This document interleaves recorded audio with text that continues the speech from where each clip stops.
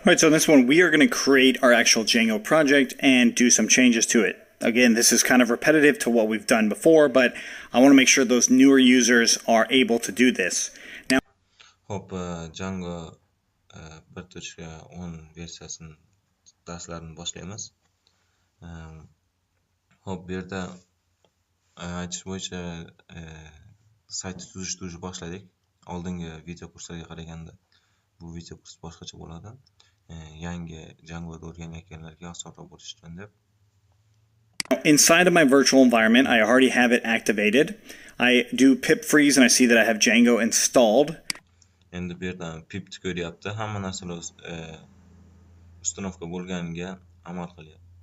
So on Mac and Linux, you can just do django.admin.py start project. And I'm going to call this cur, that is Kirr, because we're doing a URL shortening service, and eventually it's going to exist on cur.co. And so we'll call it cur. I'll press enter. And Hop, bu yerda start Django manage py deb turib, xullas proyekt sozdasi qildik. Kirdi, boya o'tgangi videolarga o'xshab ссылка topadigan nima deyapti bu yerda, hozir ko'ramiz.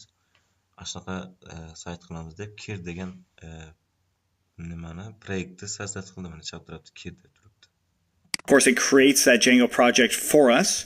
If you're on Windows, there's something that I believe you would have to do Python and /scripts/django-admin.py start project cur. Hop, bu yerda Mac versiyasini ko'rsatdi. Birinchi Django admin.py start project kir deydi ekan. Bu yerda Windows'dagi mashina bo'lsa kerak dedi. Python bu yerda manage.py deyish kerak edi. Keyin start project kir deysizlar. I believe that is the call for it for you Windows users on how you can do that. In some cases, this one does actually work on the Windows users. So birorta mana Django admin.py degan Windowsda ishlaydi deyapti. If you are a Windows user and you're watching this, please post in the comments below exactly what that call is so we know and other people know for the future.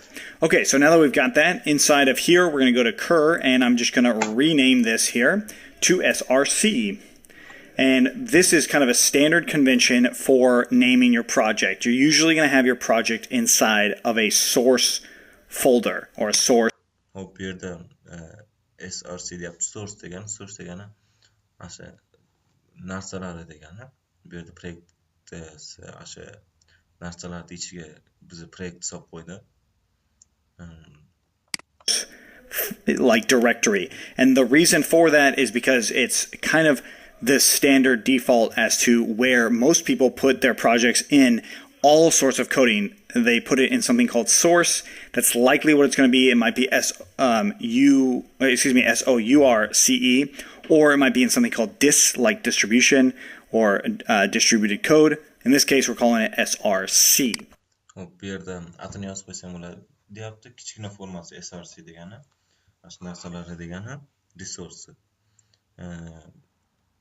Bu yerda srs deb qo'yapti. Ko'p odamlar o'sha srs nima deyapti, standartni formasi shu yoqqa proyektlar solib qo'yadi deyapti. Okay, cool. So now that we've got that, we're going to go ahead and change into our source folder on our virtual environment. And then we're just going to do Python manage.py make migrations. I'll explain this in a second. Hop, bu yerda ls deb turib, mana resource ichiga solib qo'ydi proyekt. Endi ls deb turib proyektlarni ochib, o'sha resursiga kirib, biz o'zimiz proyektga yana qaytib kelyapti.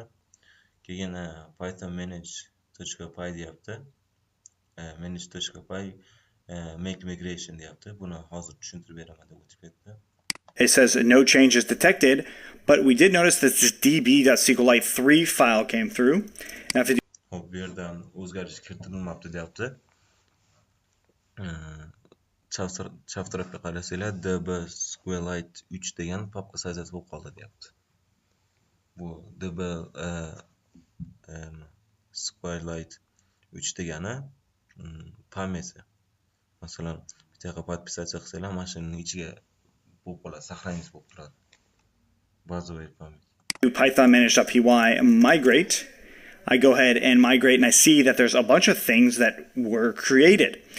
So these things that were created are basically database entries. So we just pretty much started our database, which is really cool. Notice it has some built-in things such as auth, so like a user authentication. It also has something called an admin, which is something we'll go through. But that's essentially it. We have Hop, keyin migrate qildim. Migrate deganda o'sha bazovoydan tushib qoldi. U yerda nimalar tushganini ko'rsatib o'tdi. Adminlar tushibdi. Keyin o'zimiz standart project success qilgandagi narsalar tushdi. Our Django project actually working now. There are some things in here that are just slightly different from other versions, or at least going forward they will be. Like if we look at our settings file, this looks different than the settings file in previous versions, but that's where sticking with the version in the video makes such a big difference. And where did that database exactly come from? It's this right here. So if db.sqlite3 does not exist, it will create one. Or in fact, if I change the database name, it will create a new one. So if I Hop, bu yerda eski versiyalardan o'zgarish bor deyapti. Eski versiyani ishlatgan bo'lsanglar, bu yerda o'zgarish bor ekan. 1.9 da ishlatganman, o'zgarishi yo'q ekan bu yerda. dblite degan bazovoy bazovoy pamyatda hozir o'zgartiryapti. O'zi sazas bo'lib qoladi deyapti, o'zgartirsalar ham bo'ladi. run migrate again, notice it created a new one. So that's really Ana yana migrate qiluvdi. db2 deb yozib qo'ydi nastroykaga, keyin db2 deb chap tarafga sazas bo'lib qoldi. useful when it comes to testing out new data and if we run into database issues. Now the migrations, Masalan, ошибкалар kirib qolgan bo'lsa, bazovoydan keyin yangi bazovoydan sazas qilishda yo'li deyapti. when I said make migrations, that is something that's very useful for when there's changes to how our application kind of maps to this database. We'll get into that when it's important, but for now, this make migrations does a lot of really cool stuff for us that we'll cover in the future. So we've created this project, and I'm going to change it back to db.sqlite3, and then I'm going to delete the other SQLite3 file.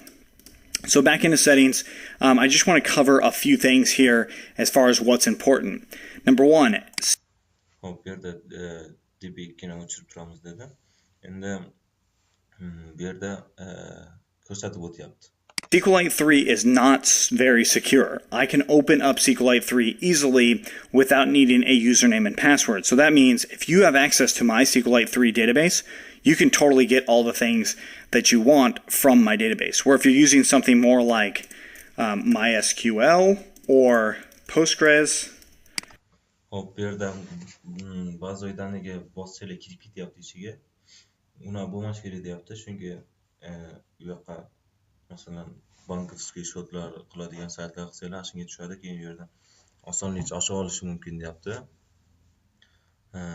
Shuning uchun bu yoqqa parol qo'yib qo'yamiz deyapti. QL, those things are definitely more secure. There's other ones that are also very secure. Hop, bu yerda bu yoqqa parol qo'yamiz deyapti. MySQL degan bor ekan, защитный deyapti-da. Parollar qo'ysa bo'ladi deyapti. Bu yerda db SQLite da ochish oson deyapti.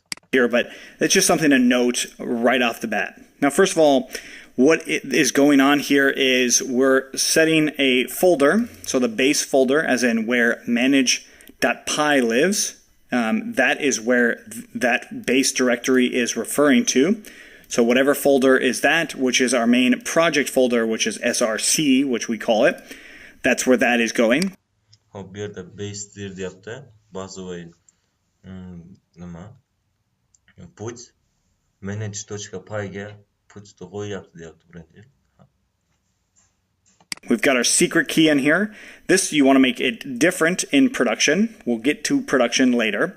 Debug, this is really good for local testing, so seeing errors and template error. Hop, bu yerda secret key deyapti, bunga kechirib o'tamiz deyapti. Debug deyapti. Debug hozir tushuntirib o'tadi. Pages, which we'll see a lot, and then allowed host. This is production related. We'll come back to that. Installed apps, we will definitely talk about this. Production related, we'll come back to that. Installed apps, we will definitely talk about this more.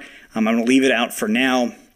Middleware is this concept that we'll also talk about, but it's in between requests. So like when you go to a website and you say, hey website, what's up? And that website sends you back some information. There's stuff that goes on in between that request. So when I click on google.com, there's all these things that happen between that click and then the google.com actually rendering. That's what.